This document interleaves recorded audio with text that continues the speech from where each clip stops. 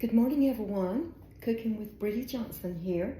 Today I'm making a pot of vegetable soup. It's just a little pot, it's not very much. Hopefully there's enough for today's lunch and tomorrow's lunch also.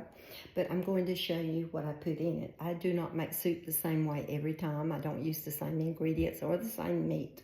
Today I am using some beef ribs. I saved two when I made some barbecue ribs last week, and I boiled them and then I shredded them and saved the broth that they were in, and so I had that, and there was approximately a third of shredded beef in this cup, and then there's probably 3/4 cup of broth in it also. So I am pouring it into this pot right here, and hopefully I got it out. And I'm also adding a pint of tomatoes that I put in the freezer this summer. So that goes in there. And then I had one squash, and I cut it and cubed it up, and I'm putting that in there. So, and I like squash in my soup. It doesn't matter what kind I make or whatever. And I had one potato. It was a red potato. So that goes in there.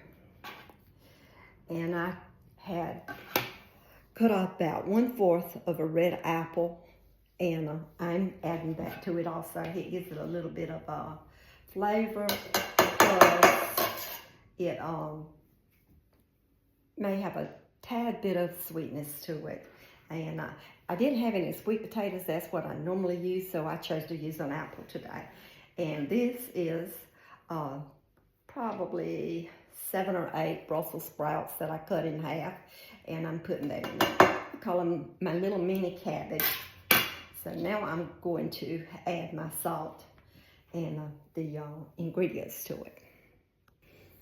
So I am adding a little bit of olive oil just for flavor.